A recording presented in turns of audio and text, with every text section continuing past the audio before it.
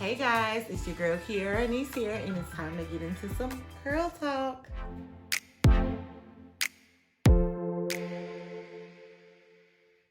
So let me tell you a little bit about my natural hair journey.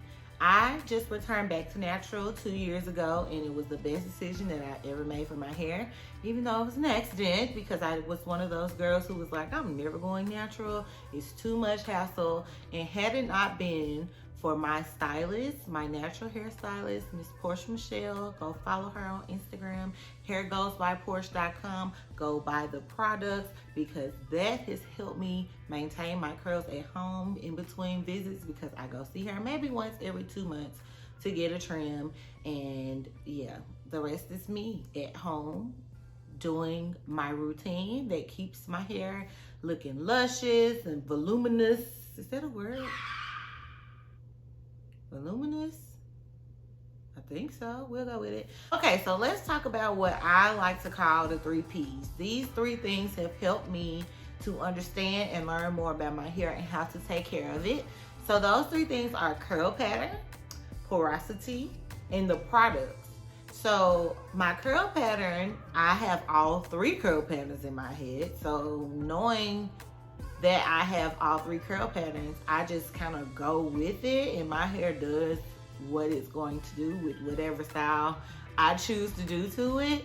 If you don't know your curl pattern, then you're going to look at everybody's Instagram pictures, YouTube videos, and try to get your hair exactly like theirs when your curl pattern may not be like theirs. So porosity. Porosity is basically the way that your hair absorbs water and product.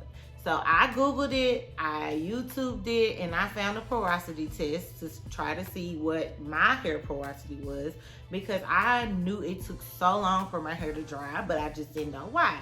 Come to find out, I have low porosity hair. So the porosity test is you get a clean strand of your hair in a glass of water, and you put the hair in the water and you see where it floats. If it floats on the top, then you have low porosity hair. If it floats in the middle, then you have normal porosity. And if it floats at the bottom, then you have high porosity hair. So I did the test, I have low porosity hair. So then I Googled tips on how I deal with my low porosity hair. And that has also helped me in my journey to know what I need to do to my hair to keep it healthy and maintained and moisturized, because lower porosity hair, basically the product just kind of sits. The water just kind of sits. So I know what I have to do in order to get the product to actually penetrate my hair. So once you learn about your porosity, then you're on your way. And we need to talk about products. Products are very important because you need to know what line of shampoo, conditioner, deep conditioner, leave-in conditioner, styling products, what works best for your hair. Trust me, I'm sure every natural girl will concur that we have spent quite a nice amount trying to figure out what products work best for our hair and figure out what works best for your hair, because what works best for me may not work best for you. So next you have to get into a routine. So I know that I need to shampoo my hair at least once every 10 days.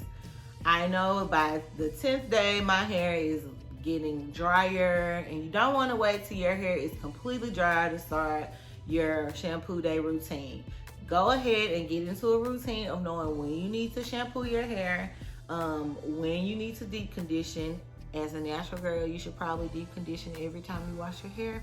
However, I know sometimes time does not allow a deep condition every time, but you have to figure out what routine works best for your hair. And for sure, you need to know when it's time to clip those ends. I have had to preach to several natural hair girls, and I love y'all.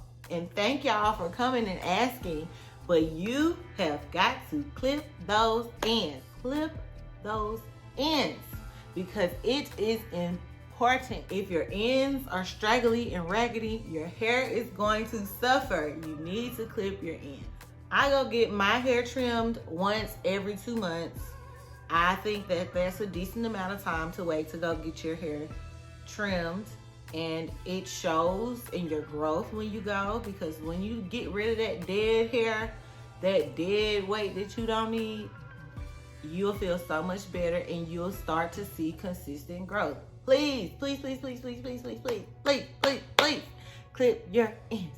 Clip your ends. Please make sure that you add oiling your scalp into your routine. You have to make sure that you take care of your scalp.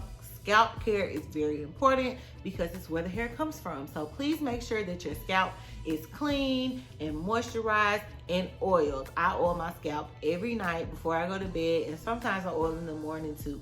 I just need to make sure that my hair is moisturized. But also remember that oil is a sealant, so if your hair is dry and you put oil on it, it's just locking in dryness. You have to make sure that your hair is moisturized and put your oil on top of the moisturized leave-in conditioner for instance. Another thing we need to think about when we're talking about our natural hair are our hairstyles. We need to make sure that we apply little to no heat and we do very low manipulation styles. And especially we need to make sure that we protective style every now and then. We need to make sure that our hair texture has the opportunity to flourish. When you continuously put heat on your hair, that kills your curls. Let's not talk about heat damage. Please, please, please make sure that you do not put heat on your hair constantly. I've gotten my hair straightened once since October 2019. It's almost August 2020. So, and I don't apply heat with a blow dryer at home either when I'm doing my hair. If I do use a blow dryer, I'm using it on the cool and low setting when I'm doing a wash and go. And that's the only time I use a blow dryer. If I'm using a hooded dryer, it's only because I'm deep conditioning. But I don't use heat on my hair very often. I'm gonna be doing a braid out, a twist out, a wash and go, something where I don't have to put my hands in my hair every day. The less that you keep your hands out of your head, the more that your hair has an opportunity to grow. You'll see more length retention. You'll see more moisture. Keep your hands out of your head. So hopefully I've given you a little bit of insight on the things that you can do at home to learn more about your hair and better take care of your hair so that you can reach those healthy hair goals that you want to achieve. Thanks so much for tuning into Curl Talk, and I hope to see you again soon. Did you enjoy this episode of Curl Talk? Please make sure that you like, comment, and subscribe to my channel and follow me on Instagram for more Curl Talk content.